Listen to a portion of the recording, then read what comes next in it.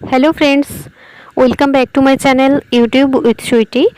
আজকে ব্লগ করছি না, আজকে একটা রেসিপি নিয়ে এসেছি। রেসিপি সেইভাবে এর আগে আমি করিনি আলাদাভাবে, ব্লগের মধ্যেই যেটা দেখাই তো সেটাই করেছি। তো আজকে একটু মনে হলো তো তার জন্য। আর আজকে করব বেঙ্গলি চিকেন কারি। তো তার জন্য এখানে 550 গ্রাম মাংস আছে, চিকেনটা আছে, আর চিকেনটাকে ম্যারিনেট করছি।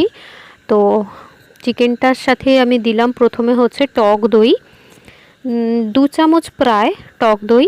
এটা দিলাম রসুন বাটা বড় চামচের 1 চামচ, তারপরে আদা বাটা বড় চামচের 1 চামচ। তো এরপর দিচ্ছি হচ্ছে নুনটাও 1 চামচ, প্রায় যে চামচে আমি মাপ দিচ্ছি সেই চামচেরই প্রায় সমান মাপ নিচ্ছি সবগুলোই। তো হলুদ দিলাম, হলুদ বা নুন কম বেশি মনে হলে পরে দেওয়া যায়। তো তারপরে দিয়ে দিলাম হচ্ছে লঙ্কা গুঁড়ো। লঙ্কাটার মধ্যে আমার রেড চিলি মানে কালারের জন্য যেটা, সেটাও মিক্স করা আছে ঝাল লঙ্কার গুঁড়োর সাথে, তো যাতে কালারটা একটু আসে। তো এটা একসাথে সব কিছু মাখিয়ে নিচ্ছি আমি এখন। তো মাখিয়ে এখন রেখে দেবো, আধ ঘন্টার মতো রেখে দেবো, তো ম্যারিনেট করে আর কি। তো তাতে কি হবে, তোমার মশলাটা যেটা আছে সবটা ভালোভাবে একদম মিশে যাবে মাংসের সাথে, তো তাতে টেস্টটা একটু বেশি ভালো হয়। তো এর আগেও আমি চিকেন করেছি, কিন্তু সেইভাবে আলাদা করে দেখাইনি, সবাই জানে চিকেন করতে, তো তাও আজকে ইচ্ছে হলো।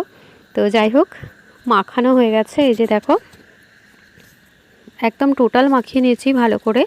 আর এই যে মাখানোর পর আধ ঘন্টা পরে এখন চলে এসেছি হচ্ছে আলুটা ভেজে নিচ্ছি। আধ ঘন্টা প্রায় হয়ে গেছে ম্যারিনেট করে বসানো আছে।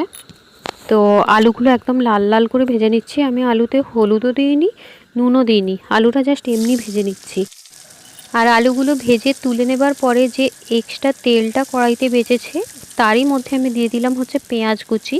এক্সট্রা কোনো তেল আমি ইউজ করলাম না, কারণ যতটা কম তেলে বানানো যায় চিকেনটা ততটাই চেষ্টা করছি করার, কারণ তেলটা একটু আমি অ্যাভয়েড করছি। আর তেলটা খাওয়াটা ঠিকও না বেশি খাওয়া। আর এমনিতেও চিকেনটা ম্যারিনেট করার সময় টক দই দেওয়া ছিল, তো টক দই থেকে তেল একটু হলেও বেরাবে। আর মনে পড়লো এখন চিকেনটাতে আমি জিরে বাটা দিতে ভুলে গেছি, তো এখন আমি জিরে বাটা দিলাম, মাখিয়ে রেখে দিলাম আবার। আর এদিকে পেঁয়াজটা ততক্ষণে আমার লাল হয়ে গেছে। তো কড়াইতে যে তেলটা বেঁচে ছিল সেই তেলটাতেই আমি দিয়ে দিলাম তেজপাতা, শুকনো লঙ্কা, ফোড়ন। কিন্তু তেলটা একটু কমে গেছে, তো আমি আর সামান্য তেল অ্যাড করব, সর্ষের তেল। তো খুব বেশি না, জাস্ট অল্প, এই যে এইটুখানি।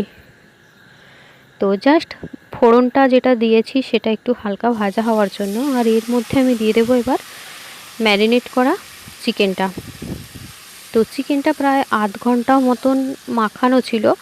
তো মাখিয়ে রাখলে কি মশলাটা তো ভালোভাবে মানে মিশে যায় চিকেনের সাথে, প্লাস চিকেনটা খুব তাড়াতাড়ি সফট হয়ে যায়, নরম হয়ে যায়, সিদ্ধ হয়ে যায় খুব তাড়াতাড়ি। তো বেশিক্ষণ রান্না করতে হয় না, জাস্ট কষাতে কষাতেই জিনিসটা সিদ্ধ হয়ে যায়।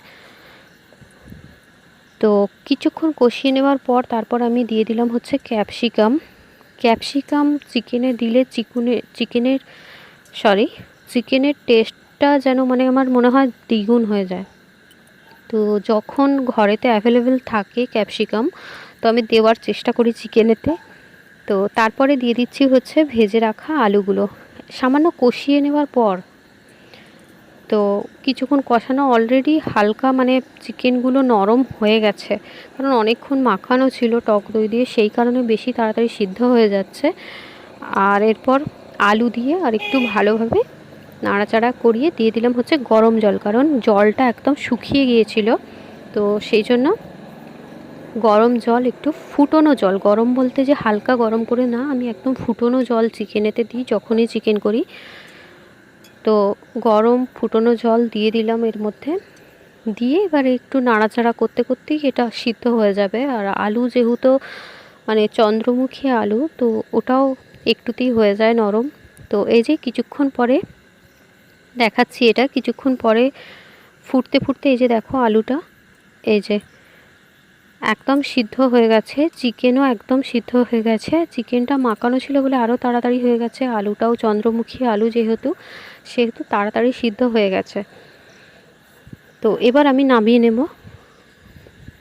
তো এই যে জলটা শুকনো হওয়ার পর যখন আমি নামিয়েছি, এই যে বেশি ঝোল রাখিনি, কারণ এটা ঝোল না, এটা কারি বানিয়েছি, চিকেন কারি। তো একদম কষাও না, একদম ঝোলও না। তো ঠিক আছে, টাটা, বাই বাই, সবাই ভালো থেকো, সুস্থ থেকো সবাই, এই কামনাই করি। আর আমার ভিডিওটা যদি ভালো লেগে থাকে তো প্লিজ একটা লাইক করে দিও।